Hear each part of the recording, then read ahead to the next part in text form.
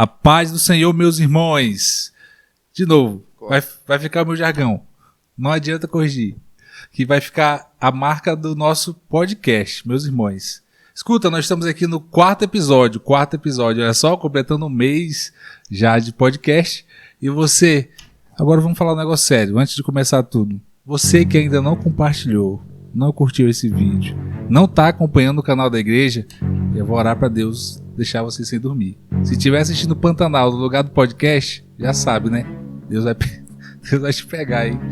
Escuta, meus irmãos, vocês não sabem, vocês não têm noção do bem que vocês fazem quando vocês compartilham, quando vocês assistem esses vídeos, porque o YouTube vai recomendar mais vídeos desses, mais vídeos da igreja para vocês, e aí vocês nos ajudam com a visualização para que a gente possa crescer cada dia mais e mais. Você que acha que não tem essa capacidade de evangelizar, de chegar na pessoa e falar de Jesus, manda o link desse podcast, manda o link de uma pregação para ele, que você vai ver que pode fazer uma diferença na sua vida. Amém? E hoje, no entrevistado de hoje, eu tô até me tremendo aqui, ó. Acaba sério, hein? Trouxe ele aqui, ó. Pastor Elton Silva Santos, nosso tesoureiro da nossa igreja aqui, pastor da Regional número 2. Pai do Senhor, pastor. Pai do Senhor, meu irmão. Pai do Senhor a todos que estão nos assistindo. É sempre um prazer trazer o pastor aqui, viu? Para ele ver a nossa realidade. Aí ele vai se motivar, nos ajudar financeiramente. Vamos orar mais por você.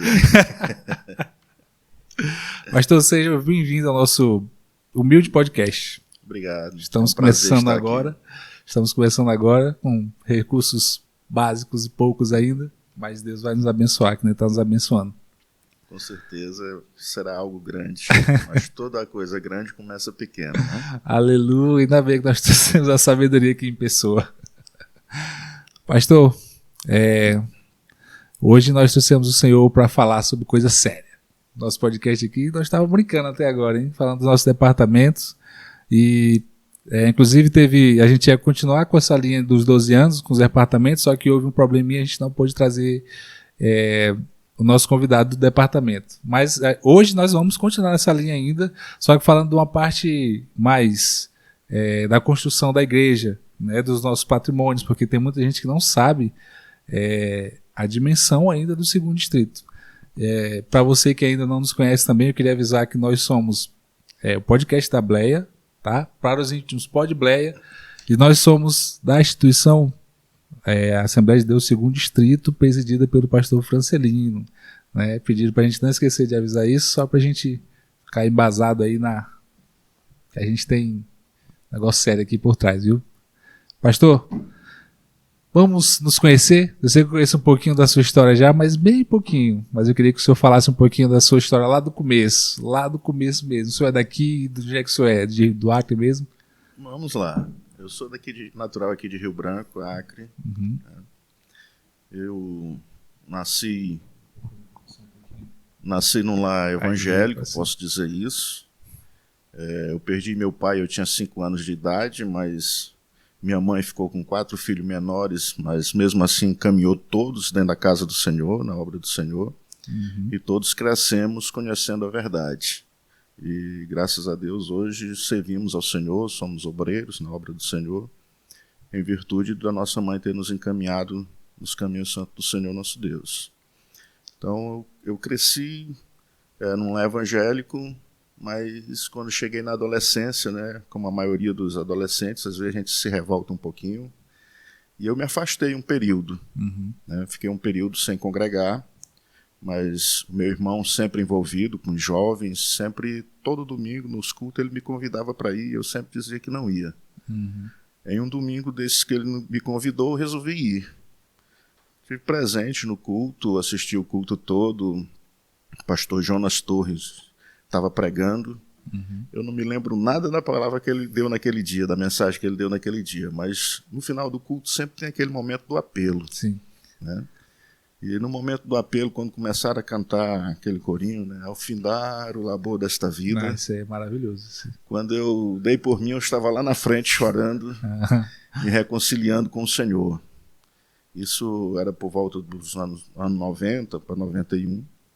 E a partir desse momento eu me engajei na obra do Senhor. A partir dali eu me envolvi junto com os jovens da congregação lá do Aeroporto Velho. E era uma mocidade muito ativa, né? A gente logo começou campanha de oração, grupo de evangelismo, culto ao ar livre. E a gente foi se envolvendo nessa situação toda e passou a orar: Senhor, eu quero ir para o campo missionário, eu quero ser obreiro do Senhor. Eita, né? glória a Deus. No ano de 92, eu recebi um convite para ser vice-assistente de mocidade aqui no 2º Distrito, na congregação Gilead, lá no Taquari, hoje nossa conhecida como Taquari 1. Né? Na época só tinha ela dentro do Taquari. E eu ia do Aeroporto Velho para o Taquari, atravessava o rio de Catraia, para servir o Senhor lá como vice-assistente de mocidade. Em 93, eu passei a ser o assistente de mocidade. Né? Em 93 também eu casei com a irmã Marinilde. Inclusive, no dia que eu me reconciliei, que estava chorando lá na frente, ela disse que olhou para mim e disse: esse daí vai ser meu esposo. Realmente aconteceu, né? E aí eu casei e nós fomos, ela foi congregar comigo no Taquari. Nós atravessávamos a Catraia. E quando foi em 94, eu assumi a congregação como dirigente, né? Então eu comecei como vice-assistente, assistente, depois dirigente da congregação. Progressão bem rápida, né? Era uma prova bastante difícil, porque o culto termina às 9 horas, Sim. às 9 horas encerrava o serviço da Catraia, né? E aí a gente combinava com o Catraia e dizia: olha, amigo, espera 5 minutinhos, termina o culto, a gente vem correndo. Né? Como era sistema de escala, alguns daqueles catraeiros esperavam a gente, outros não, né? E aí quando chegava lá que eles tinham encerrado, a gente ficava gritando de um lado do rio para ver se alguém ouvia do outro lado e vinha atravessar a gente. Quando isso não acontecia, a gente tinha que sair andando de dentro do Taquari até chegar hoje, onde é a Chico Mendes, ali Sim. onde é o posto de saúde, para pegar a última viagem do ônibus Norte-Sul até o centro, do centro pegava a última viagem do ônibus do ginásio coberto. Né? O transporte coletivo na época era mais precário do que hoje, né? Então a gente chegava depois de meia-noite em casa. Meu Deus. Mas foi um bom período. Ficamos até o ano de 97 dirigindo aquela congregação. Depois a gente saiu da congregação, disse: agora eu vou tomar um fôlego, descansar um pouquinho. Não deu 30 dias, o pastor Francelino, que na época era pastor de área no 1º Distrito, que na época era uma Tudo administração junto, só, né? 1º e 2º Distrito, me chamou e disse: eu estou precisando de um dirigente lá para Betel. Eu digo: pastor, eu tenho uma mulher, um menino e uma bicicleta velha. Não tenho como dar assistência a uma congregação lá na Betel. Mas se o senhor me ajudar com o aluguel, eu vou. Ele disse: eu pago a metade do aluguel. Pode procurar uma casa que eu pago metade. Aí eu fui, procurei uma casa ali na estrada do Calafate, alugamos uma casa, eu pagava metade, a igreja pagava metade. Eu fui dirigir a congregação Betel lá no ano de 97 e ficamos ainda um período ali naquela congregação. Depois da congregação da Betel, fui dirigir Esperança 2 e dirigi outras congregações até que no ano de 2009 eu recebi o convite do pastor Luiz para assumir uma área. Isso era a área de número 2, aqui no 2º Distrito. Né? E aí nós viemos para cá, para o 2º Distrito, e ficamos aqui. Aí em 2010 teve a emancipação da igreja do 2º Distrito. Eu cheguei para o pastor Luiz e disse: pastor Luiz, o que eu faço? Agora eu volto? Ele disse: não, o pastor Francelino tem planos para ti lá. Aí o pastor Francelino me convidou para participar da diretoria da igreja, para cuidar da área financeira. E nós estamos desde o início da igreja do 2º Distrito, que já completou agora 12 anos de emancipação, trabalhando na diretoria da igreja, e agora também pastoreando uma regional aqui do 2º Distrito. Somos coordenador do núcleo da ETAD aqui do 2º Distrito e professor da escola dominical, e aí vamos contribuindo com a obra do jeito que vai dando, né? Estamos aí nessa peleja. Os entrevistados aqui do podcast tem pouquinha coisa para fazer, né? Eu era o Elton, né? Agora o pastor Elton também tem um pouquinho carga aqui. Inclusive, eu acho que uma das melhores aulas que eu tive também foi com o pastor aqui da IBD. Top, meu professor aí. Tanto que o Thiago seguiu os passos do pastor. O Thiago também dá uma aula excelente na IBD. Pastor, e aí O senhor veio nessa questão, já foi direto para a diretoria como tesoureiro. Isso, já viemos direto para trabalhar na área financeira da igreja. Naquela época lá, eu não lembro, mas o seu vice era o Arnildo ou foi o Elton, se eu não me engano? Na primeira composição da diretoria, o Arnildo era o segundo tesoureiro, era o primeiro, o Arnildo o segundo. Depois de alguns anos, aí o Arnildo migrou para a secretaria. E aí a gente já teve alguns outros segundos tesoureiros, né? Tivemos o pastor Cleilton, agora o pastor Rivaldo. Né? E a gente vai continuando aqui até quando bem servir, né? Quando não servir mais, aí... Espero que seja muito tempo ainda. E aí, pastor, vendo essa transição que o senhor acompanhou desde o começo, né? Tanto no segundo distrito quanto no primeiro, em questão de crescimento da Assembleia de Deus, o que o senhor pode falar sobre isso aqui pra gente? A Assembleia de Deus teve aqui em Rio Branco teve um crescimento estrondoso, graças a Deus. Né? Nós começamos a dirigir congregação, ainda era no ano de 94, o pastor presidente da igreja era o pastor Levi Conde. A igreja ainda era um pouco acanhada, né? E quando houve a substituição para o pastor Luiz, em 94 já, no mesmo ano, o pastor Luiz trouxe ideias novas que fez com que a igreja expandisse, crescesse. Né? Tanto que em 2010 ele deu a emancipação ao segundo distrito, com, na época, se eu não estou enganado, 26 congregações. Né? Já tinha mais de 100 congregações. Hoje já tem quase 150 congregações lá no primeiro distrito. Né? E nós aqui já estamos com 37 congregações no tempo 7. Né? Então a igreja está crescendo, graças a Deus, em números, como crescendo no conhecimento, estruturalmente. Né? Quando nós chegamos aqui na emancipação do segundo distrito, nós fomos uma área administrativa numa congregação, a congregação da Cidade Nova. O pastor Francelino até recitou isso aqui no podcast. Né? Sem estrutura nenhuma. Né? Depois foi alugado uma casa, onde a gente montou a administração.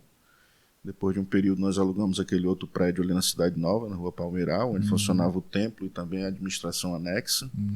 E graças a Deus, hoje nós estamos aqui com um templo bem estruturado. Ainda não está 100% concluído, mas já estamos congregando nele, já a administração toda funciona nele, já temos condições de trabalho. E Deus está abrindo portas, abrindo novas congregações, né, adquirindo novos imóveis, e só vemos o reino de Deus crescer, graças a Deus, nesse período. Nós tivemos uma conversa hoje à tarde, né, com o pastor Elton, que até falou dessa questão dos imóveis da igreja. Né? Nós vemos essa construção e também ouvimos falar que são 37 congregações, mas noção a gente não tem desse imóvel, de quanto ele vale, por exemplo. Né? Eu sei que um terreno aqui, por exemplo, na Amadeu Barbosa, hoje em dia está quase 500 mil, né, se eu não me engano. Essa região valorizou bastante, né? E aí, se nós formos levar em consideração que começamos a construção do nosso templo aqui praticamente em 2016, nós estamos com quase 7 anos, né? Bem que o último ano a gente não investiu muito no templo, né? Mas nós temos um templo de 21 por 50, bem estruturado, né? Mais ainda aqui esse prédio administrativo com 2 pisos para a gente, com salas para atender os departamentos. Em breve a gente vai fazer a outra parte superior, onde, se eu não me engano, tem mais 10 salas. Então nós já fizemos um bom investimento. O imóvel hoje tem um valor bem considerável. Não? Acredito que o nosso tempo esteja valendo aí na casa dos 3 milhões de reais. Né? E isso é um milagre de Deus, porque nesse período que nós estamos construindo o templo, nós não paramos de abrir novas congregações, de comprar novos equipamentos, né? Sempre vencendo cada batalha, né? Não atrasamos nossos compromissos, andamos sempre ali, dando um passo de cada vez, mas com segurança. Andamos por fé, não por vista, mas também não fazemos nenhuma loucura, acreditando que Deus vai mandar o recurso. A mesma fé que nós temos que Deus vai mandar o recurso, é a mesma fé que nós oramos para Deus mandar e depois nós fazermos. Não fazermos um compromisso para depois Deus mandar. Né? Então a gente crê e Deus tem honrado Sempre que a gente tem algum compromisso que se aproxima para vencer e a gente não está com recurso em mão, a aflição quer chegar um pouquinho, né? Mas a gente vai orando e no momento certo o recurso chega, Deus abre portas e nós temos honrado com todos os nossos compromissos. A Assembleia de Deus Segundo Distrito, ela tem uma credibilidade no mercado aqui em Rio Branco extraordinário. Quando se fala Assembleia de Deus Segundo Distrito, Pastor Francelino, as pessoas vendem, apesar da gente não procurar comprar fiado, parcelado, essas coisas, né? A gente compra quando parcela num cartão, mas a gente não tem dificuldade de fazer cadastro nenhum em nenhuma loja, porque a gente tem honrado com os nossos compromissos. Né? A gente tem testemunho de pessoas que dizem assim, olha, para pastor fulano de tal eu não faço, mas para vocês eu faço sem assinar nenhum documento, porque eu sei que vocês pagam. Né? E eu louvo a Deus, porque Deus tem nos abençoado grandemente. Como dissemos, temos essas 37 congregações. Antes nós tínhamos aí cerca de 8 congregações alugadas, hoje nós temos apenas 2 alugadas, o resto todos são imóveis próprios, né? E se Deus quiser, em breve a gente vai estar com todos próprios, né? E abrindo mais trabalho para a glória do Senhor, porque o campo é vasto. Pastor, eu tô falando em congregação, né? Quando a gente fez essa transição do... ainda não, antes da transição não, mas bem antes, quando falaram assim, Elton, a gente vai começar a construir lá... pagando aluguel da outra ainda, eles falaram assim, a gente vai começar a construir a outra igreja lá. Foi um... É um baque. Né? Olhando materialmente, a gente não tinha a mínima condição de fazer alguma coisa, né? de levantar um templo desse. Mas nós trabalhamos com a fé em um Deus que tudo pode. Ele mesmo testifica dizendo, meu é o ouro, meu é a prata, né? Então, ele tem para dar para aqueles que buscam e administram de forma correta o recurso que ele envia. Né? Então, nós encaramos esse desafio. O pastor Francelino é um pastor visionário. Ele disse, olha, nós não vamos fazer nenhuma loucura, mas nós vamos construir. Né? E toda vez que a gente fez a solicitação, o povo sempre contribuiu, né? É claro que a gente deseja que seja mais rápido, né? Que é sempre com uma certa urgência, mas vem tudo no momento certo. Como Eclesiastes capítulo 3 diz, para tudo tem o seu tempo. Né? Então tudo vem acontecendo no tempo certo e glórias ao nosso Deus, porque hoje nós temos um local onde podemos dizer que é a nossa sede, onde o povo se reúne e glorifica o nome do Senhor, nosso Deus.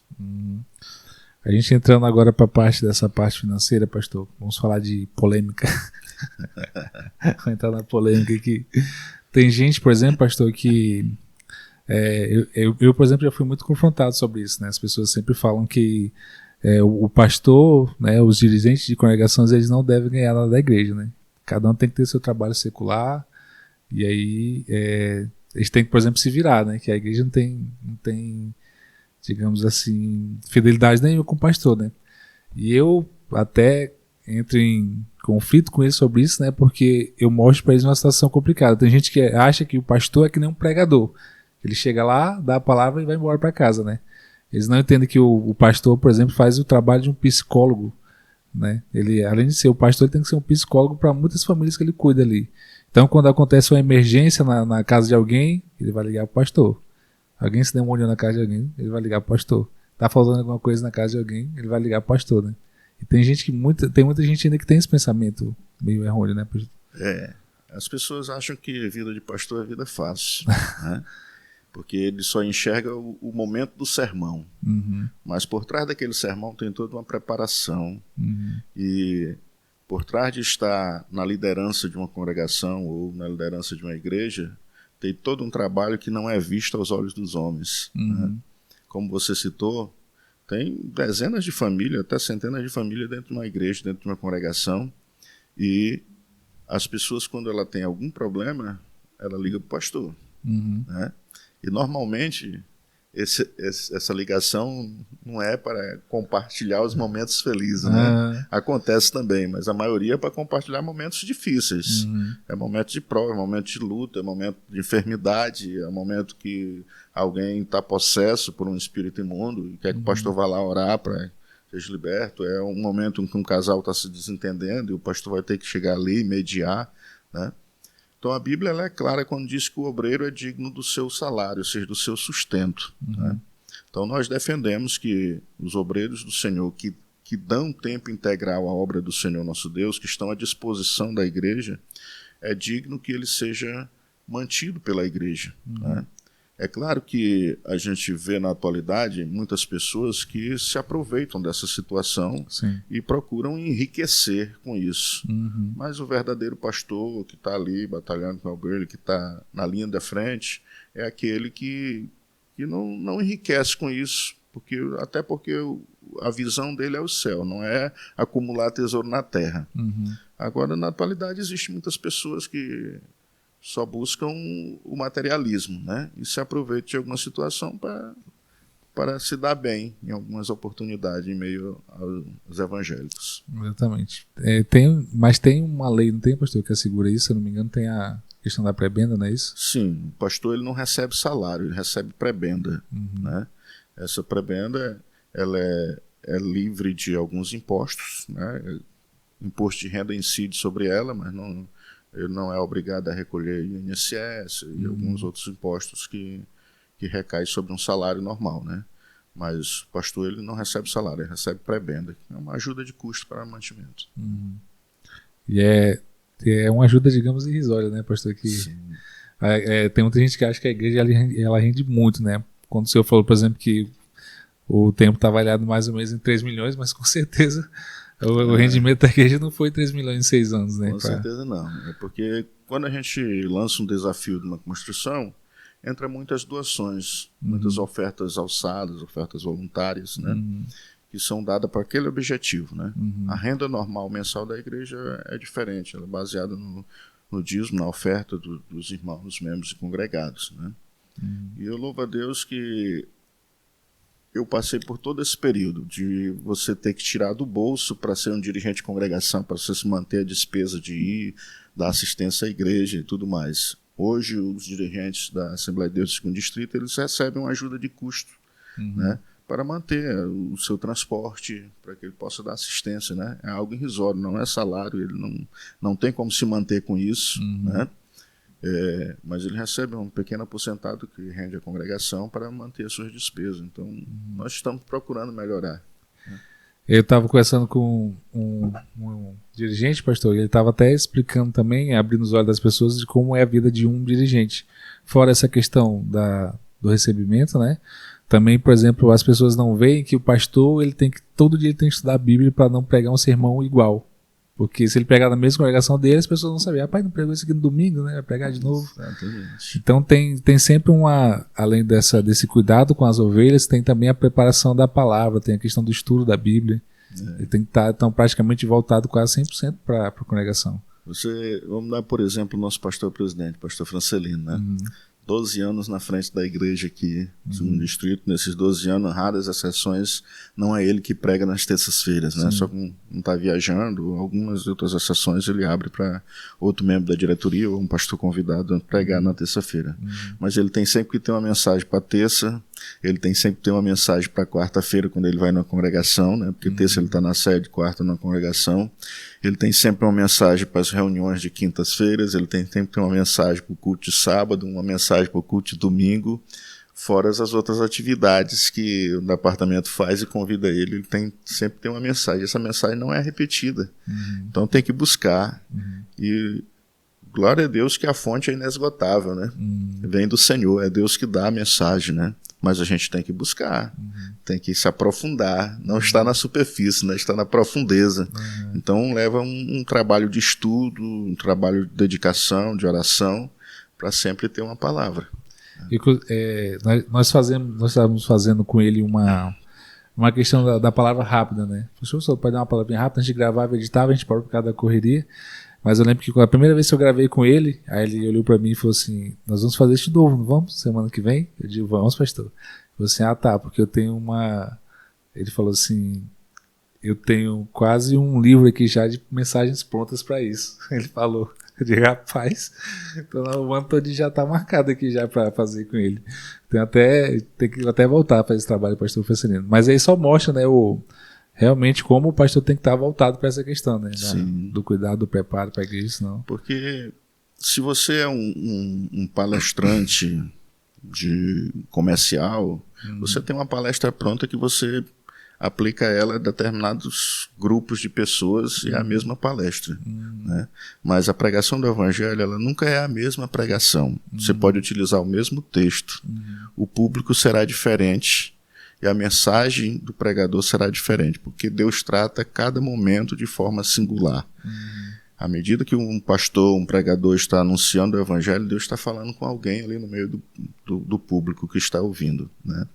Então é algo que tem que buscar sempre a graça de Deus, porque você pode ir com a maior sabedoria e conhecimento que você tiver e dar ali aplicar um bom sermão, mas ele não vai lhe trazer resultados edificantes para quem está ouvindo, se não tiver a graça divina através do Espírito Santo tocando no coração daqueles que estão ouvindo. Imagina ser pastor de regional e professor da escola bíblica, aí tem que estudar mais ainda, né? Tem que estar preparado. Tem que se preparar, porque as oportunidades, onde você chega, alguém quer lhe ouvir, né? Na escola bíblica já é normal, todo domingo tem que ter aquela mensagem, mas já é algo que a gente já vem pronta da casa publicadora, né? A gente só estuda e adapta a nossa realidade, né? Agora, quando você vai para a congregação, na sua regional ou em qualquer outra congregação da igreja, você chega, você é um membro da diretoria, você é um pastor, alguém quer lhe ouvir. Né? Muitas vezes você chega, já tem até uma pessoa lá que vai pregar. Ele disse, não, mas o pastor está aqui, quem vai pregar é o pastor. Né? Então você tem sempre ali, né? Com a mensagem pronta para anunciar, né? Eu gosto sempre de chegar, ter alguém, eu digo, olha, eu gosto de ouvir também, eu quero aprender, eu quero alimentar também, né? Às vezes a gente convence, às vezes não, a gente tem que pregar, então, mas fomos para isso que fomos chamados, né? Eu acho que um trabalho difícil também é a vida do apresentador de podcast, porque às vezes o cara tá aqui no meio do fogo. Então, eu tava conversando aqui com o Daniel falou assim, rapaz, tem que ser desse jeito mesmo. Tem que ser, mas vocês até conversa legal, cara. Vocês tem um scriptzinho, né, que você escreve, mas aí vocês fingem que não, como se não tivesse script, né? Eu olhei pra cara dele, ó. Diga, meu amigo, você mal sabia que é tudo aqui no improviso, ó. Não tem nada aqui, não tem nada combinado, meu amigo. Todo mundo aqui é no fogo. Sim, pastor. Veio mais polêmica. Falando dessa parte das finanças da igreja, né, pastor? Na verdade é um conselho, né? Tem, por exemplo, assim, tem muita gente que não sabe ou ainda tem dúvidas que a Bíblia ela fala sobre o dízimo, se o dízimo é obrigatório ou não, se nós o que acontece quando o cara dá o dízimo, o que acontece quando não dá. Eu costumo encarar essa situação dessa polêmica do dízimo, né? Muitas pessoas diz, não, o dízimo não é para era presente, outros defendem que é, né? Diz que é obrigatório, outros diz que não é. Eu costumo encarar o dízimo como a gratidão. Se você é grato a Deus pelo que Deus tem feito na sua vida, você é um dizimista fiel. Porque se nós formos para a Bíblia, o dízimo ele não é da lei. Ele estava na lei, mas ele não é da lei. Ele é anterior à lei. Nós vamos encontrar a primeira vez na Bíblia falando sobre dízimo, lá em Gênesis, quando Abraão está retornando de uma batalha a qual ele venceu alguns reis, né? Mas anterior a isso, eu particularmente acredito que já havia a prática do dízimo, porque senão Abraão não teria entregado o dízimo, não foi Abraão que criou. E quando nós vamos lá para o princípio, né, do livro de Gênesis, nós vamos ver os primeiros filhos de Adão, eles trazendo uma oferta ao Senhor, né, fruto do seu trabalho. Um era pastor de ovelha, o outro era agricultor. E eles trouxeram do produto do seu trabalho, uma oferta ao Senhor. Um trouxe com gratidão e o outro não. Um foi aceito, o outro não.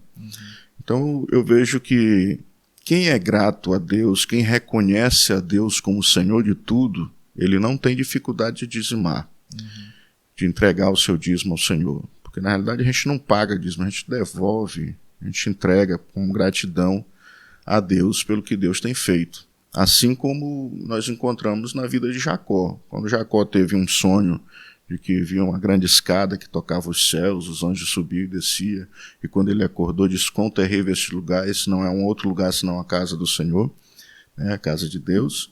E aí ele diz, olha, que se o Senhor me abençoares, de tudo que eu ganhar eu vou entregar o dízimo. Né? Era um momento de pacto com Deus, um momento de gratidão, porque Deus estava abençoando ele. Né? Infelizmente, as pessoas se utilizam dessa questão de dízimo e fazem uma questão de chantagem, querem usar isso como barganha com Deus. Não, vou ser dizimista porque Deus vai me abençoar. Está errado. Você deve ser dizimista porque Deus já te abençoou. Você já é abençoado. Porque tudo que temos pertence a Deus. A Bíblia é bem clara. Lá em Deuteronômio 10, ela diz que os céus dos céus são do Senhor, a terra e os que nele habitam são do Senhor. Assim como no Salmo 89, no Salmo 24, que diz: do Senhor é a terra e toda a sua plenitude, o mundo e aqueles que nele habitam. Tudo pertence a Deus. Né? A nossa vida pertence a Deus. Nós só estamos aqui conversando, respirando, porque Deus tem nos dado essa capacidade. Né? Fazemos isso automaticamente, que nem percebemos que o nosso sistema respiratório está funcionando. Mas é Deus que nos permite isso. Isso é motivo de gratidão a Deus. Então, por isso eu sou dizimista com alegria. Gostaria eu que o meu dízimo fosse o maior de todos. Até porque eu seria o maior beneficiado. Porque eu devolvo 10% para a obra de Deus e fico com 90% para administrar. Não são meus esses 90%, pertencem a Deus também. Só que ele deixa na minha mão para eu administrar da melhor maneira possível. Né? Jesus, ele contou algumas parábolas de servos bons e fiéis, como também de servos infiéis que não soube administrar aquilo que o seu Senhor deixou nas suas mãos. Nós precisamos ser sempre servos bons e fiéis do Senhor, bons dispenseiros, né? Bons mordomos do Senhor nosso Deus. E vem essa questão, pastor, né? O senhor, na verdade, já respondeu essa questão, né? Quem dizima é abençoado ou não. Na verdade, quem dizima já está abençoado, né? Já está. Então, vem aquela grande problema assim que se filtrou nas igrejas, que é a teologia da prosperidade. Né? Vem os camaradas lá dizendo que quanto mais você deve doar para a igreja, mais você vai ganhar. A chave, as orações no final dos cultos é mais sobre a chave da casa, do carro, do que a bênção do Senhor. As pessoas tentam barganhar com Deus, né? Diz: quanto maior a sua oferta, quanto maior a sua doação, maior vai ser a sua bênção. Que Deus vai te recompensar 100 vezes mais. Deus não tem compromisso nenhum, isso é palavra de homem. Né? Deus tem compromisso de abençoar aquele que é fiel. Fiel em tudo. Né? E aí Deus nunca, o salmista diz: fui moço, hoje sou velho, nunca vi um justo desamparado, nem a sua descendência mendigar um pão. Se você anda em retidão com Deus, em justiça com Deus, a Bíblia diz que as bênçãos vão nos alcançar. Não somos nós que vamos alcançar as bênçãos, mas tem gente que está sempre correndo atrás das bênçãos, porque estão querendo as bênçãos de Deus e não o Deus da bênção. Nós devemos focar em Deus, nós precisamos de Deus. Jesus é muito claro quando ele diz: buscai primeiro o reino de Deus e a sua justiça, e as demais coisas vos serão acrescentadas. E quando Jesus diz as demais coisas, ele falou anteriormente das nossas necessidades, e as nossas necessidades básicas, que é comer, vestir, calçar. Né? A questão é que o compromisso de Deus com a nossa necessidade básica, ele não deixa faltar. Mas quando Deus dá o pão, às vezes a gente quer, além do pão, a manteiga, o queijo, né, o presunto. Isso aí são coisas a mais. Né? Deus também dá, mas o compromisso dele é com o pão que nos alimenta. Lá no deserto, quando o povo caminhou no deserto, Deus mandou o maná. Tá? E o maná era o suficiente para alimentar eles. Mas um dia eles se revoltaram e disseram que eles queriam carne. Deus deu carne, mas Deus também cobrou aquela revolta do povo. Né? E o povo sofreu muito por causa disso. Tanto que nenhum viu, né? A terra prometida. Aí, pastor, tem essa questão também da teologia da prosperidade, né? Graças a Deus, acho que está morrendo, graças a Deus, essa porcaria aí que estava nas igrejas, mas também está nascendo uma coisa pior, né? Que agora é os falsos profetas com as suas heresias aí, né? Sim. Os famosos aí pregando que não precisa de igreja, não precisa de congregar para ser crente, né? Cresce o número do movimento chamado os desigrejados, Desigrejados. né? As pessoas estão cada vez mais querendo se afastar de Deus. Com relação à doutrina da teologia da prosperidade, a prosperidade está na Bíblia. Nós encontramos várias pessoas na Bíblia prósperas, como Abraão, Isaac, Jacó, muitos outros. Né? Mas o foco deles nunca foram os bens materiais. O foco dele é Deus em primeiro lugar. Né? E o que ensinam hoje é o foco nas coisas materiais em primeiro lugar. Quanto a esse movimento daqueles que dizem que não necessitam de igreja, eles precisam rever uma coisa chamada comunhão. Né? A igreja, ela reúne o povo para desfrutar da comunhão do corpo de Cristo unido. Né? Eu costumo exemplificar o seguinte para aquelas pessoas que deixam de congregar. Se você faz uma fogueira e coloca ali vários pedaços de pau para montar essa fogueira, o fogo está pegando, está uma maravilha, está todo mundo ali aquecido. Mas se você pega um daqueles pedaços de madeira e separa ele dos outros, os outros aqui vão continuar pegando fogo. Mas aquele, o fogo vai apagar. Assim também é na vida do crente. Se ele deixa de congregar, desobedecendo um mandamento bíblico que está lá em Hebreus, se eu não estou enganado, 10:25, que diz, não deixando a vossa congregação como é o costume de alguns, essa pessoa ela vai esfriar na fé. Né? Que nós precisamos compartilhar nossas experiências em Cristo Jesus uns com os outros.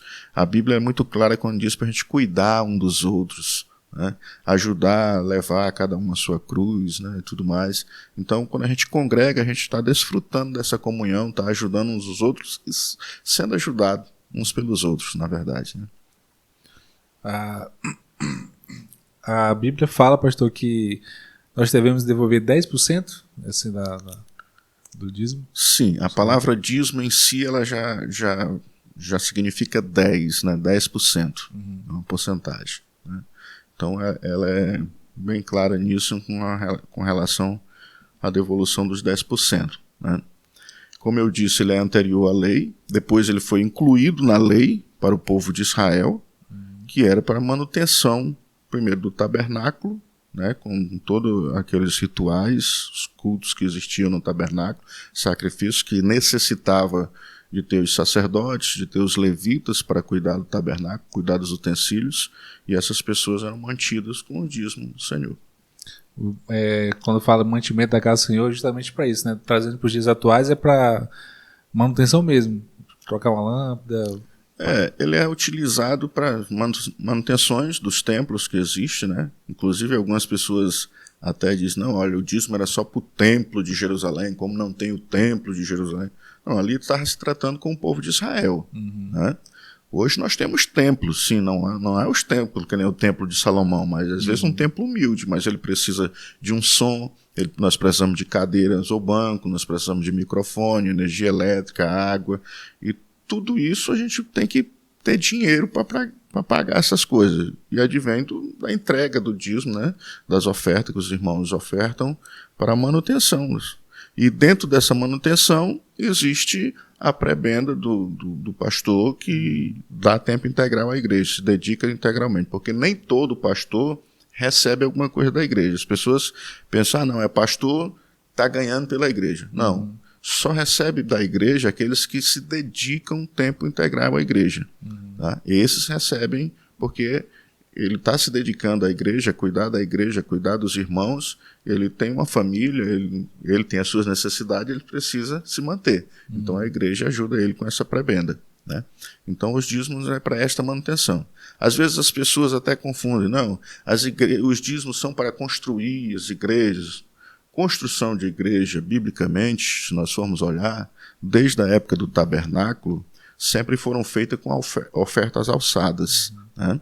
Lá na época do tabernáculo, no deserto, as pessoas trouxeram, né, suas joias e depositaram aos pés de Arão, aos pés de Moisés, para que eles dedicassem as pessoas que estavam cuidando da construção do tabernáculo, para que o tabernáculo fosse feito. Da mesma forma, nós vemos na época da construção do templo, né, que Salomão construiu, foi feito através de ofertas. Davi deu uma oferta grandiosa para o templo, né? Até reis de outras nações ofertaram para o templo, né? E o povo ofertou, e o templo foi feito aquela coisa grandiosa e maravilhosa. Com o passar do tempo foi necessário reparos, O rei mandou que fosse pedido oferta, que trouxesse aos sacerdotes, e trouxeram ofertas em abundância ao ponto de dizer, olha, não, já chega, já basta, né, já é suficiente. Hoje a gente tem algumas dificuldades quando vai se construir uma nova congregação, um templo, que a gente pede uma oferta, alguém diz assim, mas eu já sou dizimista, eu já entreguei o dízimo para isso. Né?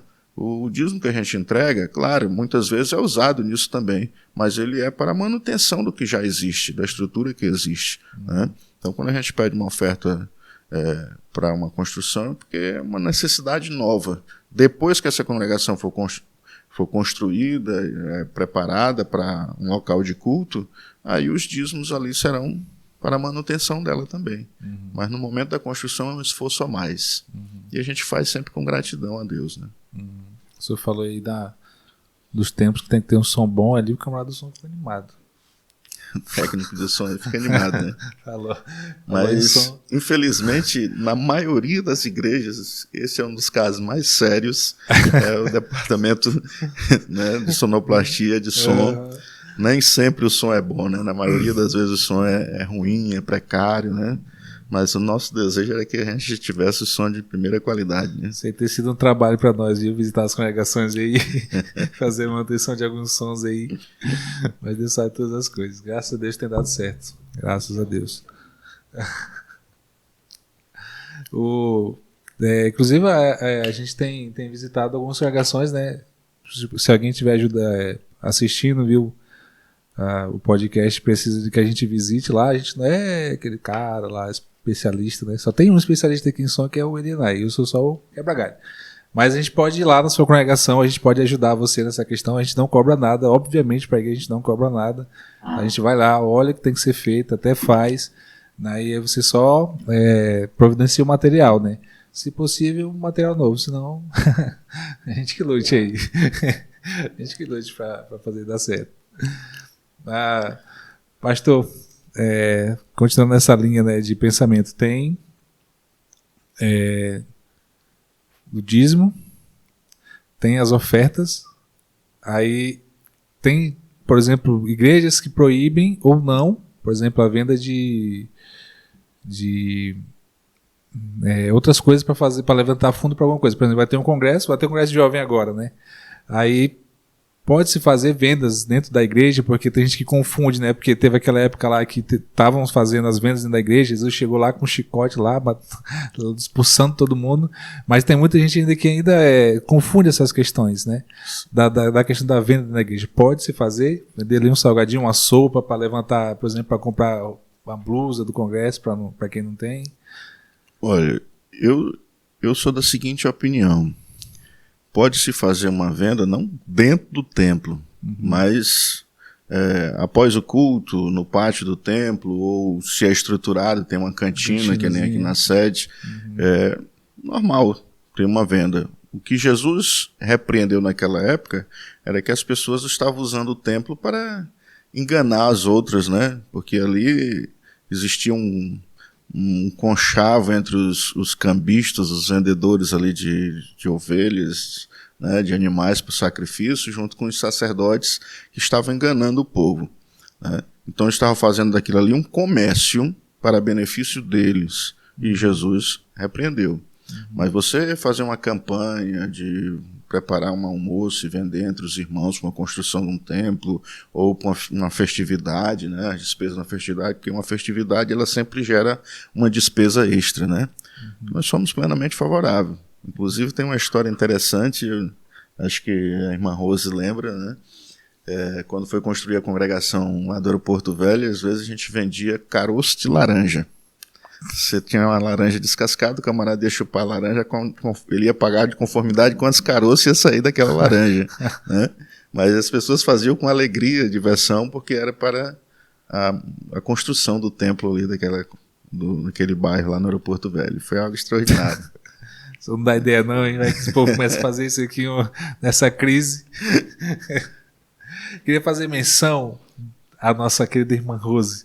Ela está entre nós de novo. No podcast passado ela não estava, daí o Gilvan, sentimos muita falta, falei, né? Foi complicado aqui. Nós recebemos reclamações aqui do horário. Mas hoje a irmã Rose está aqui. Uma Rose, irmã de Van Clay, o casal maravilhoso. E a Rose aqui já fez... Já tem a mão da Rose aqui no meio aqui já. Rose veio só olhar, ver se estava tudo ok. Se não tiver, ela já puxa a nossa orelha. Tá, Rose, eu queria agradecer, viu? Você mora no nosso coração. Pastor, o senhor tem algum conselho financeiro para os crentes aí? Eu acho que é mais para jovem, né? O jovem hoje em dia tem a questão do final do culto, que é obrigatório aquele lanche lá, que ele vai lá, gasta o dinheirinho com a Coca-Cola. O conselho, na verdade, ele serve para todos, né? Nessa questão financeira, o primeiro passo que a gente precisa ter é um planejamento. Né? Você precisa planejar, ter um objetivo. Né? E dentro desse planejamento tem a disciplina. Se você planeja, mas você não é disciplinado naquilo que você planejou, naquele objetivo que você estabeleceu, você sempre vai fracassar. Então você precisa fazer o seu planejamento, direcionar um alvo onde você quer chegar e ter disciplina naquilo, ter foco naquilo que você vai fazer. Muitas pessoas dizem, mas olha, na época que nós estamos vivendo, não dá para guardar dinheiro, né? Não dá para fazer reserva. Na realidade, é falta de disciplina, né? Porque você está sempre, como você disse, gastando com alguma coisa. É um lanche, né? É o salgado, é o refrigerante, é a pizza, o sanduíche e tal. Normal participar disso. Agora, a frequência com que isso acontece é que tira do caminho, né? Então, dentro dessa disciplina, você precisa ter um passo que é pague-se a si mesmo. Porque tem pessoas que têm dificuldade de guardar. Ela diz, eu não consigo guardar. Aí eu vou lá e compro parcelada e como eu tenho um compromisso, eu pago todo mês. Então faça esse compromisso com você mesmo. Né? Se possível, abra lá uma conta poupança que você não vai pagar a taxa. Né? E todo mês você estabelece um percentual do seu ganho e todo mês você paga você mesmo. É lei, tem que depositar lá. E conforme o seu planejamento, com determinado tempo, você vai alcançar o que você planejou. Tá? Também existe um dilema muito grande nisso aí, porque as pessoas dizem assim, olha, a vida precisa ser vivida no momento, porque ela é muito passageira, né? Mas às vezes não é tão passageira assim, né? Às vezes a gente diz assim, vou gastar tudo hoje, porque amanhã eu não sei que estou vivo, né? Aí no outro dia está lá ele tá vivo lá e liso e endividado, né? Você precisa ponderar, você não pode deixar de viver, mas também não pode gastar tudo quanto você ganha, tá? Então, faça o planejamento, pague-se a si mesmo, deposite lá aquela quantidade, porque você precisa ter uma reserva. Nós vivemos de uma forma que a qualquer momento nós podemos ter uma intempérie, alguma coisa que nos tire do curso da normalidade. Às vezes é uma enfermidade, né? Às vezes é um acidente, danificou o seu veículo de transporte que você precisa, você vai ter que gastar mais, né? Então você precisa sempre ter uma reserva. O ideal é que você tenha uma reserva que cubra as suas despesas normais por um período. Porque, por exemplo, a pessoa que é empregada, às vezes ela pode ficar desempregada por um período. Como é que ela vai se manter? Né? Então, se ela tem uma reserva, ela está mais tranquila para procurar um novo emprego. Né? Porque ela tem como manter as suas despesas pelo menos por um período de 2, 3 meses ali, tranquilo. Né? Então as pessoas às vezes confiam muito num negócio chamado seguro-desemprego que às vezes não dá certo, né? E aí começam a padecer necessidade. Às vezes as pessoas também entram em situações que não deveriam entrar, né?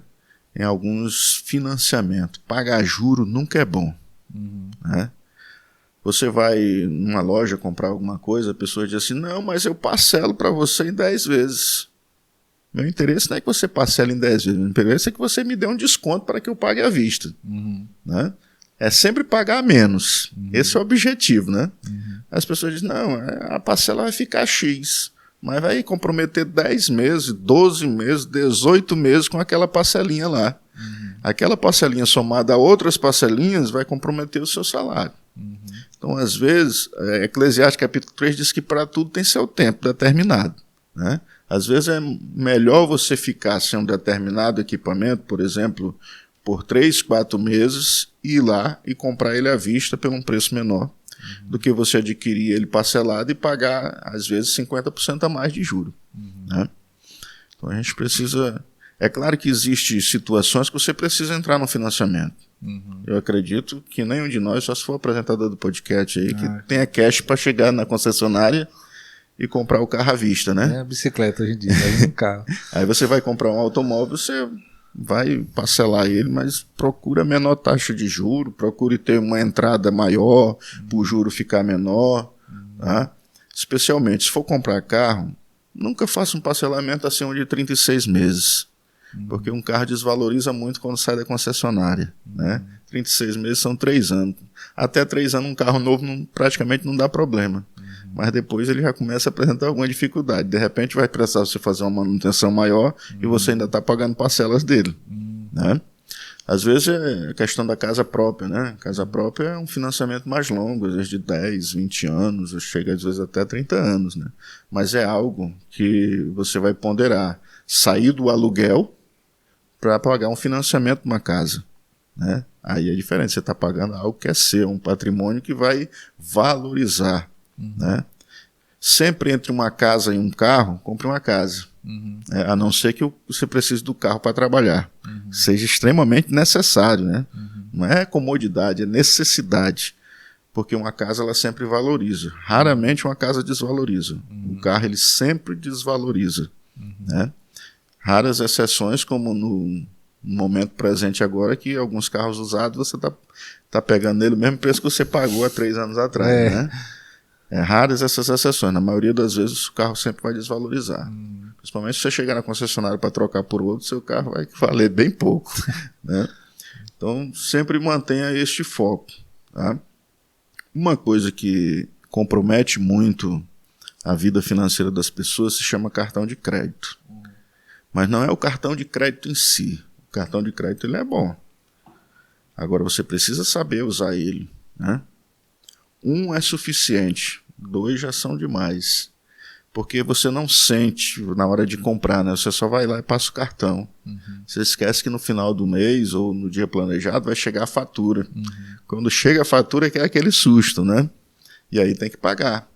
Porque se você pagar só o mínimo de uma fatura de cartão de crédito, você vai entrar numa bola de neve com juros absurdos, que é no Brasil. O maior juro do cartão no mundo é do Brasil. E aí você não vai conseguir mais sair dessa situação. Né? E você tendo um cartão, apenas um cartão, é mais fácil você controlar. Você sempre, quem compra com cartão de crédito sempre gasta mais. Mas como assim é o mesmo preço? Gasta mais porque você compra aquilo que você não é urgente, não é necessário para aquele momento, mas como a comodidade só de passar o cartão, você vai lá e compra. Quando você tem que tirar o dinheiro do bolso, você pensa 2 vezes no momento de comprar.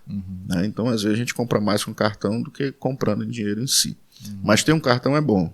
Agora, tudo que você comprar, pague. Não deixe nada de uma fatura do mês para o outro, porque o juro é terrível. Eu vi, inclusive, eu vi até, aparece vídeos, né, sobre isso, sobre finanças, quando eu estou assistindo, aí tem um cara que falou uma coisa bastante importante. Eu trouxe até para minha vida isso, por exemplo, hoje tem a lei do consumismo, sempre vai estar saindo algum equipamento que você tem um pouquinho melhor. Na verdade, eu, como sou especialista nessa área, né, eu falo para você que já existe esse equipamento. Vamos dizer que tem um celular, por exemplo, que tem uma câmera de 48 megapixels. Ano que vem, lança um de 64. Essa tecnologia existe há muito tempo. Só que a lei do consumismo não permite que saia assim, na hora que ele é descoberto. Né? Criou o celular de 108 megapixels, por exemplo. Então, a partir de hoje vai sair só o celular com 108 megapixels. Não existe, né? Eles vão lançando aos pouquinhos. Né? Vem a geração dos processadores, por exemplo. Toda essa tecnologia já existe.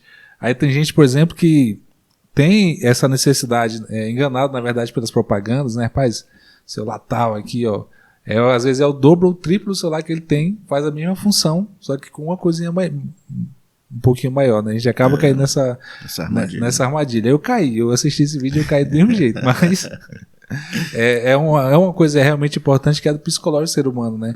Inclusive nesse próprio vídeo ele fala, ó, o camarada que não tem, que nem o senhor falou, disciplina do gasto dele, ele fala assim, eu tô ganhando um salário mínimo, R$1.200, eu queria ganhar mais, eu queria ganhar 2.000, aí eu vou poupar dinheiro. Aí quando ele passa a ganhar 2.000, ele gasta 2.000. Aí o salário dele dobra para 4.000, ele continua gastando o dobro do salário dele, ao invés de ele pensar assim, não, eu sobrevivia com 1.200, então os outros 3.000, os outros 2.800 eu vou guardar. Né? Sempre tem essa questão do ser humano querer gastar mais. Uma marca, por exemplo, de leite. O leite lá, por exemplo, é o mesmo gosto de alguns, né? Mas aí quando ele ganha melhor, ele vai e compra o mais caro. Algumas pessoas, eles compram marcas e não produto, né? Uhum. Ele sempre quer ter a marca da moda, né? O iPhone, né? A camisa da marca tal. Uhum. E se você observar as pessoas mais bem-sucedidas, aquelas que têm mais dinheiro, elas se vestem simples, né? Aí, não, mas o ator tal, a atriz tal, ela usa o vestido da marca tal. Às vezes ela ganhou o vestido para poder promover a marca, né? Aí você que não tem condição nenhuma vai lá pagar um absurdo pelo aquele mesmo pedaço de pano que você encontra outra coisa semelhante que vai suprir a sua necessidade por uma porcentagem bem menor do preço daquele objeto, daquela roupa, por exemplo, né? Então, a questão, muitas pessoas se perdem na vida financeira porque ela quer viver um padrão acima das suas condições. Ela não vive para si, ela vive para os outros, né? E isso é muito prejudicial, porque não adianta, sempre vai ter alguém que vai falar. O que é bonito para um não é bonito para o outro. Gosto não se discute, cada um tem o seu. Procure agradar você mesmo. Né? Se vista de que você se sinta bem. Né? Não se vista para o outro em si, se vista para você. Tenha os utensílios, os móveis, os objetos que você necessita. Não faça para aparecer, né? Eu costumo dizer que no mesmo lugar que uma BMW vai, o meu HB20zinho vai também. Eu chego lá do mesmo jeito, sem nenhum problema, né? E gastei bem menos do que ele, até no combustível, né? Então é só uma questão de aprender a viver com aquilo que tem. As pessoas às vezes focam ter muito, mas esquecem na sua fidelidade no que tem. Em uma parábola, Jesus disse para o servo: sobre o pouco foste fiel, sobre o muito te colocarei. Deus só vai te dar o muito quando você aprender a administrar o pouco. Se você não administra bem o pouco, você nunca terá o muito. Você vai querer, mas você vai se atrapalhar no meio do caminho e só vai ter muita dívida. Dor de cabeça. Né? E dor de cabeça, com certeza. O senhor falou HB20zinho aí, mas está longe do HB20 ser um carro popular agora, né? Antigamente era um carro popular HB20, agora ele tá... A gente costuma até brincar, né? Que hoje o camarada vai comprar um carro, mas o carro tá...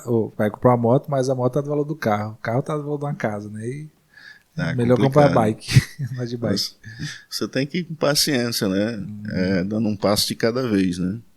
Eu passei por alguns processos, né? Uma bicicletazinha velha, depois uma motozinha velha, um Fusca, um Golzinho, agora tudo no HB20zinho. Vai chegar a nossa vez, Irenai. Essa questão, pastor, da finança, ela é bem, na verdade, complicada, não só dentro das igrejas, não só na vida pessoal, mas também, por exemplo, na vida conjugal, né?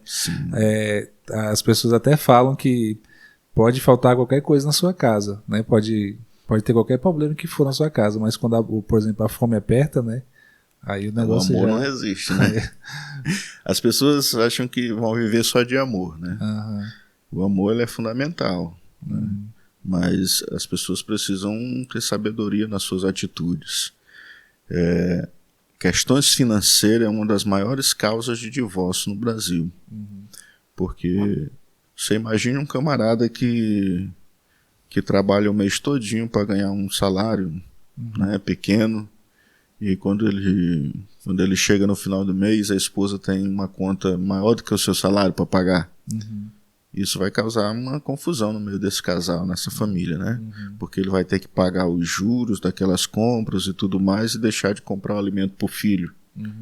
Aí, como ele não vai deixar de comprar o alimento, o credor vai bater na porta dele, vai chamar ele de veaco, vai abrir processo e as coisas vão desandar. Isso aí. Da mesma forma, também tem homens que fazem as dívidas desnecessárias e compromete, faz a sua esposa passar por momentos desagradáveis de ter um credor lá na porta cobrando, dizendo que ele é veaco, que ele não presta, que ele é safado, na frente dos filhos dele. Então, a administração financeira é fundamental num relacionamento, né? As pessoas precisam... Hoje a gente vive uma situação de bastante autonomia na família. Às vezes o esposo trabalha, a esposa trabalha também, né? Um tem um recurso, outro tem o outro, mas os dois precisam sentar, ver as necessidades em si e administrar juntos esses recursos, né? Para suprir todas as necessidades e não causar um dano um ao outro com desregramento na área financeira, né? Tem sempre que haver uma conversa bem detalhada. Esse seria, então, o jeito certo, né, pastor, de gerenciar mais ou menos isso aí. É sentar os dois ali no final, olha, eu ganho tanto, mas as nossas contas dando isso, então... Sim, cada um... porque às vezes chega um momento que você precisa... Só tem duas saídas. Ou você aumenta a sua receita, ou você diminui as suas despesas. Isso precisa ter um consenso, né? Normalmente, cada um tem as suas necessidades. E aí é o momento, às vezes, de deixar de fazer alguma coisa para atender a necessidade da família em si, né? Às vezes é necessário o camarada deixar de comprar lá o tênisinho para o society, para o futebol, né? Porque tem uma necessidade familiar que é maior. Às vezes a necessidade é a esposa deixar de ir no salão um mês para poder atender, né? Mas todos têm a sua necessidade e é preciso um consenso.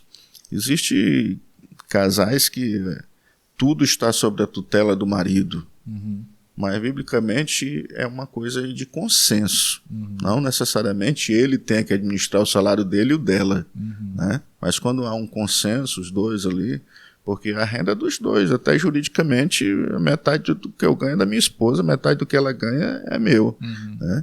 Aí sempre a gente conversa e toma as decisões, né? Você tá fazendo sinal pro Gilvan ali, ó.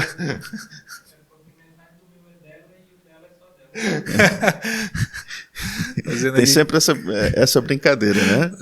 Eu deixei um dinheiro assim, aí quando eu voltei tava só um troco. Aí eu digo, o que aconteceu aqui? Ela disse, não, com a sua metade eu comprei o pão, a outra metade é a minha. Tem essa autonomia também dos casais, por exemplo, que cada um paga o seu e pronto, né, pastor? Tem cada um seu cartão ali, compra suas coisas, né? A questão, enquanto está em consenso os dois, é conversado, é combinado, existe um ditado que o que é combinado não é caro, né? Se combinou, cada um vai manter o seu cartão, cada um vai pagar as suas despesas, beleza, mas sempre vai ter despesa em conjunto, né? Na hora de comprar lá o feijãozinho com arroz, os dois vão comer junto, né? Então vai ter que ter um consenso ali, naquela despesa. Às vezes um dia assim, não, a feira desse mês é minha, a feira do mês que vem é tua. Havendo a conversa, o entendimento entre eles, não tem nenhum problema, né? O que não pode é um sair comprometendo os recursos da família quando já tem o compromisso já se firmado, né? E aí vai dar problema, né? A gente costuma dizer sempre que quando precisa fazer alguma coisa nova, sente, converse, porque é um novo combinado, né?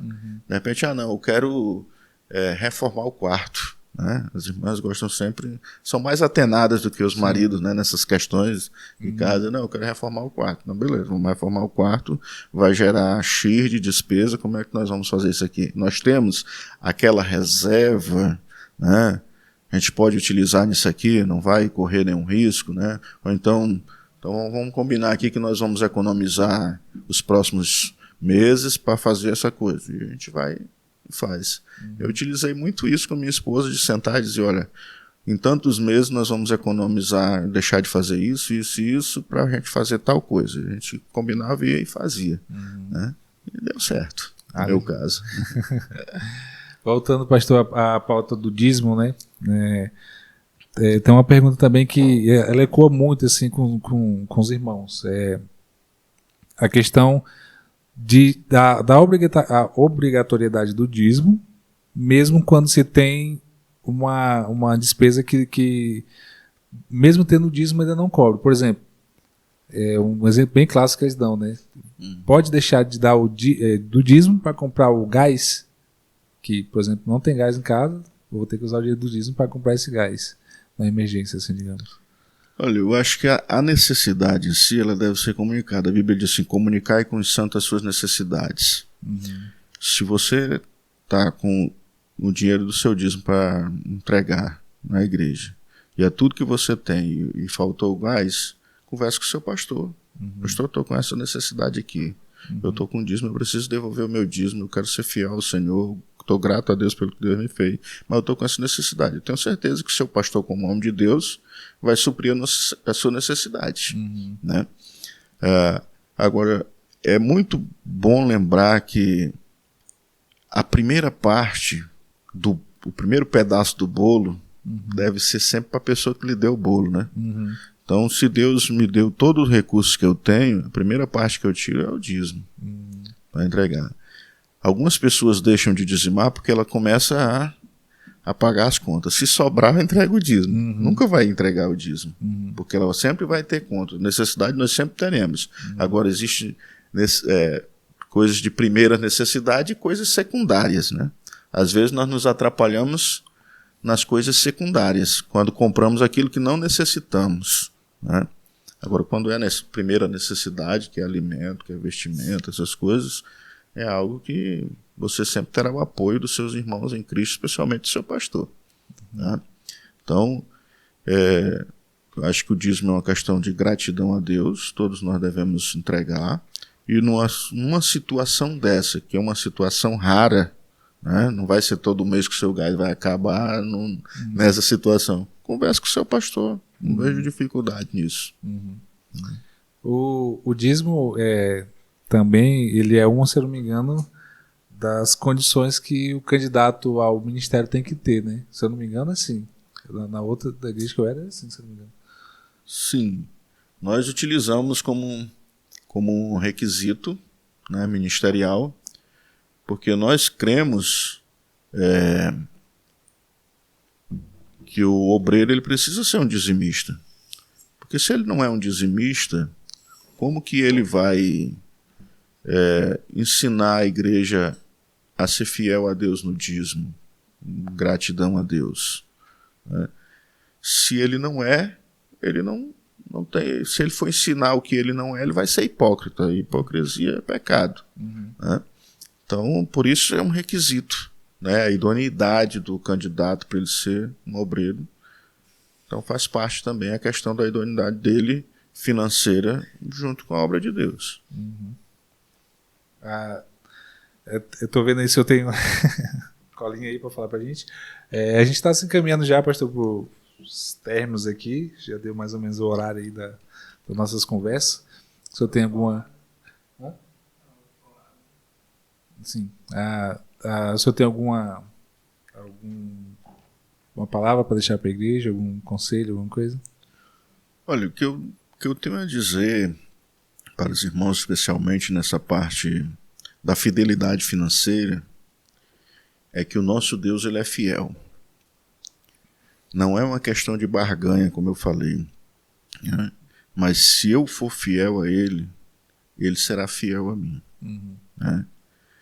E eu posso testemunhar isso, como eu disse para vocês quando estava contando aqui um pouquinho da minha vida, que em 97, quando eu fui dirigir a congregação da Betel, o pastor Francelino convidou e pagou metade do aluguel, pagava outra metade. Isso era setembro de 97. Na virada do ano de 97 para 98, o pastor Luiz fez o culto final de ano lá no ginásio coberto. E à medida que a gente ia chegando no culto, na portaria alguém entregava um papel em branco e uma caneta. E durante o culto o pastor disse: olha, você vai anotar nesse papel o que você quer receber de Deus nesse ano que vai se iniciar. Né? Qual é o objetivo que você quer nesse ano? Minha esposa olhou para mim e disse: nós não temos casa. Eu digo: é verdade. Vamos colocar aí, queremos uma casa. Né? E aí, no final do culto, o pastor mandou os diáconos passar com uma salva, recolheram todos aqueles pedidos de oração. Ele orou ali com a graça de Deus, ministrou sobre aqueles pedidos. Isso era a virada de ano de 97 para 98. 45 dias depois, no dia 15 de fevereiro de 98, né? Nós estávamos dentro da nossa casa própria, porque Deus abriu uma porta de tal maneira que a gente conseguiu comprar essa casa. Uma casinha simples, é claro, mas era o que nós necessitávamos, né?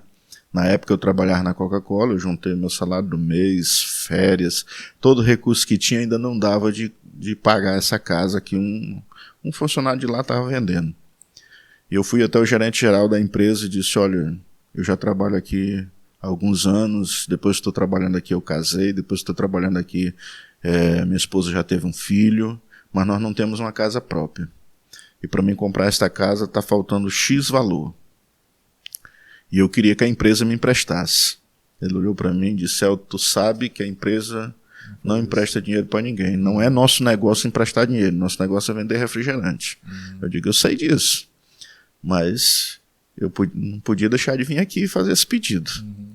Ele disse, muito bem, eu vou conversar com a diretoria da empresa, que a diretoria do grupo de empresa da qual a Coca-Cola daqui fazia parte, era o Grupo Simões, com sede em Manaus, e depois te dou uma resposta.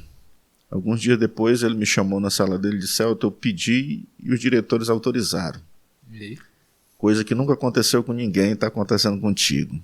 E aí me emprestaram aquela quantia para me descontar aos poucos do meu salário. Nós compramos a casa e estávamos no dia 15 de fevereiro nos mudando para ela. Então, quando a gente procura ser fiel a Deus, Deus é fiel para conosco e atende às nossas necessidades. O que está muito em voga na atualidade é que as pessoas estão buscando as bênçãos de Deus e esquecendo de agradar o Deus da bênção. O segredo é agradar a Deus. Se nós agradarmos a Deus, as bênçãos de Deus virão sobre nós. Mas se nós perseguirmos as bênçãos de Deus sem agradar a Ele, nós nunca alcançaremos as bênçãos. Porque, biblicamente, são as bênçãos que nos acompanham, que nos alcançam, não nós que alcançamos as bênçãos. Então o segredo é esse, agradar a Deus.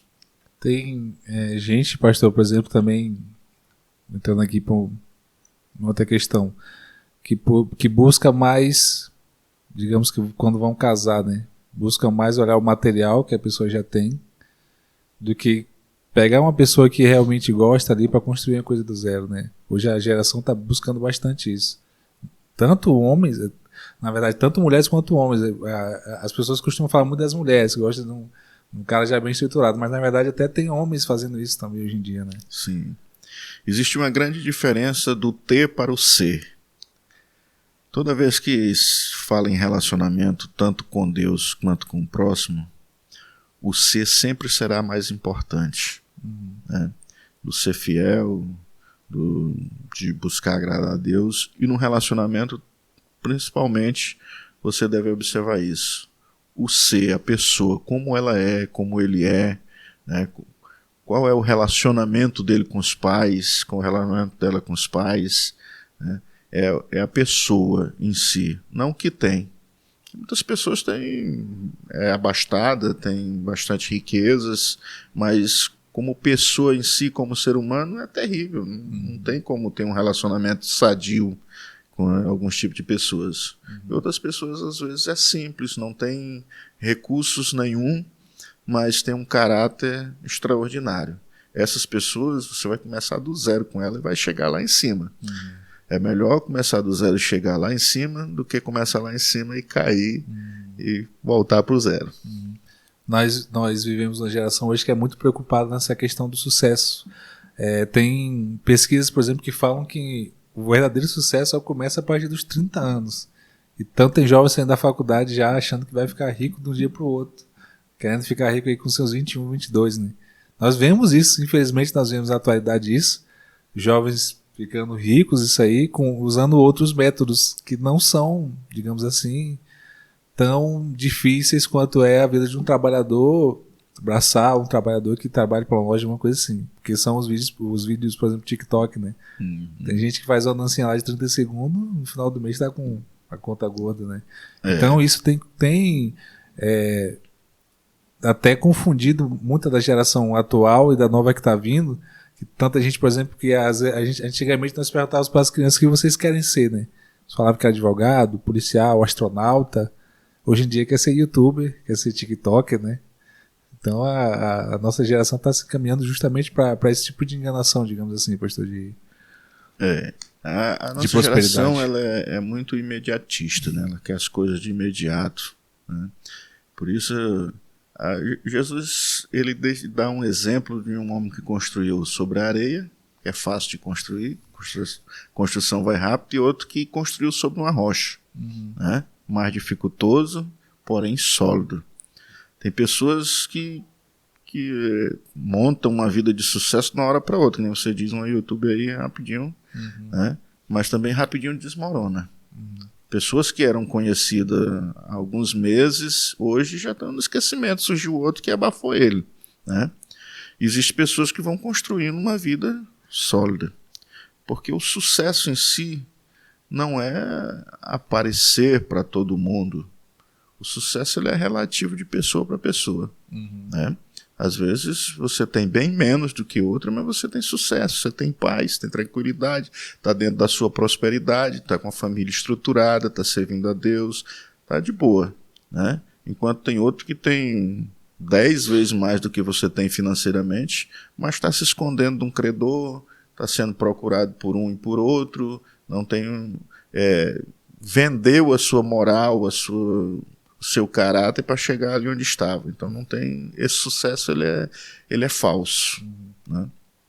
Eu tenho um caso desse, né, bem vivido, né, por exemplo, até da minha família, né? Eu tenho um irmão gêmeo, para quem não sabe, eu tenho um irmão gêmeo. E é bivitelina, nós não nos parecemos. E aí nós tivemos uma conversa uma vez bem séria sobre isso. Meu irmão, graças a Deus, ele foi sempre centrado na questão do estudo, né? Ele sempre foi... Chegava em casa a estudar, fazer faculdade. Apesar de a gente ter a mesma idade, quem se sobressaiu na questão de estudo foi ele, né? Eu sempre fui aquele camarada lá mais desligado, aí repeti alguns anos, etc. E aí, hoje, graças a Deus, ele está numa boa posição, trabalhando no governo, né? Ganhando um salário bom. E aí ele fica chateado comigo às vezes. Ele vem conversar comigo, brabo, né? Ele falou assim, rapaz... Comprou isso aqui que tu não devia ter comprado, né? Isso aqui que tu faz aqui, isso não é coisa que tem que fazer, tem que guardar pro teu futuro, né? Tá vendo que hoje eu sou assim, tu não é? E eu até conversei com ele sobre isso. Eu digo, olha, o sucesso que às vezes tu acha que tu tem, não é o sucesso que eu quero ter. Eu segui os caminhos do Senhor. Não estou atribuindo digamos assim, questão financeira à obra de Deus, nunca, jamais. Mas por exemplo, assim, é uma pessoa... No geral, são pessoas, por exemplo, que são voltadas para o trabalho, mas são cheias, por exemplo, de ansiedade, né? Tem que viver para o trabalho ali, senão não tem paz. E aí, quando tem, é só momentânea, né? E tem gente, por exemplo, que serve ao Senhor, que Deus o Senhor falou agora, que tem amigos, que tem gente muito conhecida, são muito queridos ali, e esse é o sucesso para eles, né? E aí esquecem que no céu a gente não vai levar nada disso, né? Exatamente. Vai ficar tudo aqui. Tem pessoas que batalham para conquistar as riquezas desta terra, né? Um certo pensador já disse que o homem gasta toda a sua vida para construir riquezas. Quando chega no final da vida, ele gasta toda a sua riqueza para tentar ganhar a sua saúde de volta que ele destruiu para conseguir conquistar essas riquezas e não consegue, né? Então a gente deve focar naquilo que está dentro dos padrões bíblicos, né?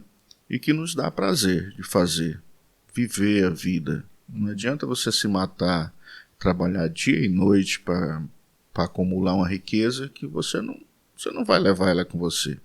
Jesus foi bem claro quando disse assim, juntai tesouro nos céus, não na terra. Isso não quer dizer que a gente não vai querer conquistar alguma coisa aqui, né? Vai virar vagabundo, não vai trabalhar, não vai querer ganhar dinheiro também. Não, a gente precisa para se manter, né? Mas lá em Provérbios tem Provérbios ou Eclesiastes tem um sábio que pediu a Deus que não lhe desse nem abundância demais para que ele se esquecesse de Deus e nem escassez para que ele erguesse a sua mão para pegar no que não era dele, mas que desse a ele a sua porção de cada dia para que ele vivesse feliz. Era o suficiente. né? Então, como nós estamos falando, o sucesso ele é relativo de pessoa para pessoa, né? Enquanto um só se satisfaz se conquistar tal coisa, outros conquistando bem menos, ele está satisfeito, está feliz. O importante é isso, né?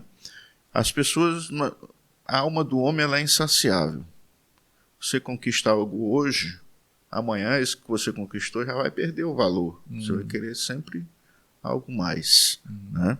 Então saiba administrar, viver cada momento, desfrutar das suas conquistas, sem estar... Porque às vezes as pessoas conquistam as coisas e nem desfrutam dela porque ela está focada em conquistar já outra lá na frente, né? Então desfrute daquilo que você conquistou e, claro, tenha sempre um objetivo de crescer, né? Não fique estagnado, mas não precisa você perder o sono e perder a saúde porque você precisa aparentar ser um vencedor, um conquistador para a sociedade. Em primeiro lugar, agrade a Deus. Em segundo lugar, agrade a si mesmo. E os outros, aos outros, né? Deixa eles viver a vida dele e viva a sua. Em contraste, também nós temos aquelas pessoas que levam ao pé da letra que a bênção ela vai aonde a gente estiver, né? A gente não precisa correr atrás da bênção, a bênção corre atrás da gente, né? Em contraste, tem esse tipo de pessoa que acha que não precisa levantar a mão para fazer nada porque Deus vai suprir aquela necessidade dela, né? Então, eu tenho uma conta, não vou trabalhar, mas porque Deus no final do mês vai dar alguma coisa, né? Para esse, a recomendação bíblica está lá em Provérbios, né? O preguiçoso vai ter com a formiga, né? As bênçãos de Deus vão alcançar aqueles que são fiéis. E dentro da fidelidade a Deus está a nossa fidelidade quanto ao nosso trabalho, nosso sustento, compromisso com a nossa família, né? Então a gente tem que correr atrás, tem que fazer a nossa parte. Deus só faz aquilo que nós não podemos fazer. Aquilo que eu posso fazer, Deus não vai fazer por mim. Se eu estou desempregado e estou precisando ganhar um dinheiro para pagar uma conta, eu tenho que arranjar alguma coisa para fazer, né? Seja executar um serviço, seja elaborar alguma coisa para vender, Deus vai me abençoar na venda dessa coisa. Mas para elaborar, para correr atrás de fazer isso aí, é a minha parte. Se eu não fizer, ficar deitado lá só pensando na minha conta, Deus não vai mandar dinheiro do céu e nem vai mandar ninguém bater na minha porta para entregar dinheiro para mim, né? Então a gente tem sempre que fazer a nossa parte. Amém. Eu acho que ficou bem claro, né, essa questão aqui hoje das finanças. Eu achei que ia ser um tema bem mais difícil de conversar, mas foi bem tranquilo, graças à biblioteca ambulante aqui do pastor. Eu queria até aproveitar e fazer menção do nosso patrocinador que a gente não falou, Ótica Oasis, que está com... Você que quer economizar, estamos falando de finanças, você quer economizar, vai lá na Ótica Oasis.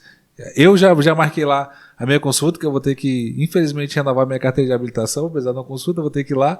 O Elenay também já está seguindo o olho, vai ter que trocar o óculos, nós vamos lá na ótica. Você também que está precisando, a ótica fica lá na Galeria Cunha, não é isso? Não é isso, João? Olha aí, ó. Rapaz, acabei de receber uma informação importantíssima. Se chegar lá e falar que viu aqui no podcast da Blé, vai receber desconto, hein? Não sei quanto é o desconto, não. Pode ser 10 conto, pode ser 20, mas fale que você viu aqui, que o desconto vai ser grande, viu? Pastor, a gente queria agradecer já a sua presença aqui, a sua colaboração, porque foi de última hora, viu? A gente agradece principalmente isso, porque houve um probleminha, né? Que a irmã não pôde vir, mas o senhor estava disposto. Queríamos agradecer o senhor por isso aí. E também pelo banho de conhecimento que o senhor nos deu aqui sobre essa questão, né? Eu que agradeço a participação aqui, o prazer de estar... É o 4º episódio, não é isso? 4º episódio. Estando aqui no princípio desse projeto maravilhoso do nosso departamento de comunicação. Obrigado. Né? Que está inovando aí. E tenho certeza que o podcast Blair vai ser maravilha. Já está sendo, né? Cada dia mais vai crescer mais e mais. E você que ainda não compartilhou, comece a compartilhar aí os episódios. E não esqueça, Departamento de Comunicação, você é um contribuinte de comunicação, um ofertante desta obra do Senhor. Através do nosso Departamento de Comunicação, muitas vidas estão sendo alcançadas, né? Nosso Departamento de Comunicação já teve diversos trabalhos, né? Já tivemos programa na rádio, programa na TV, e já ouvimos testemunho de pessoas que se converteram através desse trabalho. É uma maravilha. Então, Vamos continuar orando e contribuindo pelo Departamento de Comunicação e o nosso Blé aí crescendo cada vez mais. Nos ajude, viu? Porque, se Deus me livre, ó, o pastor Facini falou que provavelmente pode vir outra pandemia por aí. Então, a comunicação é que vai segurar os cultos, viu? Nos ajude. Futuramente acontecer uma coisa assim do tipo, nós estamos aqui, meu irmão. Nós estaremos aqui. Vamos levar a palavra para você. Então, nos ajude mesmo, tá? Compartilhe esse vídeo. Curta esse vídeo. Nós precisamos disso, porque a nossa casa aqui, que é a Assembleia de Deus Segundo Instituto, tem que nos apoiar. Se nos apoiar, Deus vai mandar o apoiador. Então, não esquenta não, meu irmão. Eu tô despreocupado quanto a isso, pastor, porque se eu não fizer, Deus vai mandar quem faça. Eu ainda tenho uma recomendação. Você que é um empresário aí que tem o seu negócio, tá na hora de anunciar aqui, né? Na Bleia. Vai ser maravilha. Isso, meu amigo, nós estamos precisando, viu? O Arles já fez aí a sua contribuição, o Arles está nos ajudando, inclusive, tem coisa nova chegando aí, viu? Nós quer agradecer o Arles é o nosso amigão aqui mesmo no podcast, ele sempre está assistindo todos os episódios, inclusive essa semana, eu acho que foi a semana que eu mais tive conversa com as pessoas, e eu perguntei assim, de propósito lá, o cara falou assim, rapaz, tô acompanhando o podcast, ele tá mesmo? Foi o que foi falado no último podcast, né? O camarada lá foi e bateu a linha, tá acompanhando mesmo, viu? Então eu acredito em nome de Jesus que realmente esse projeto tem abençoado as pessoas, né? E quem sabe a gente não tem você, rapaz, o próximo convidado aqui para ser entrevistado, viu? Eu tô aqui só de passagem, viu? Quiser também apresentar, bota o seu currículo aqui pro Gilvan. O Gilvan tá recebendo currículo para apresentador, porque o pastor falou que o apresentador que ganha mais, na verdade, o apresentador não ganha nada aqui. Fica a dica aí pro nosso pastor, viu? Se quiser contribuir também com o nosso podcast. Vamos aí. A gente fica por aqui, meus irmãos. A gente agradece, viu, todo mundo. Espero em nome de Jesus que você seja abençoado por essa palavra. E a gente te aguarda aqui na próxima sexta-feira. Não, a gente vai tentar fazer ao vivo, é isso, João? Ó, a gente está vendo aí para fazer ao vivo na próxima semana, para começar a fazer realmente o programa ao vivo, para ter interação de vocês nos comentários e tal. E a gente espera que vocês assistam. A gente vai só fazer uma chamada essa semana direitinho, vai colocar nas redes sociais de como, quando, que horas vai ser, e aí a gente aguarda você semana que vem, tá? A gente fica por aqui. Pai, Senhor, meus irmãos. Pastor, o senhor tá vendo a realidade do podcast, tá na hora do senhor entrar com recurso aqui para ajudar a gente. Caso é sério, meu irmão. O podcast já angaria recurso para ajudar, tá ligado? Vixe, mano. Começar os comerciais aí.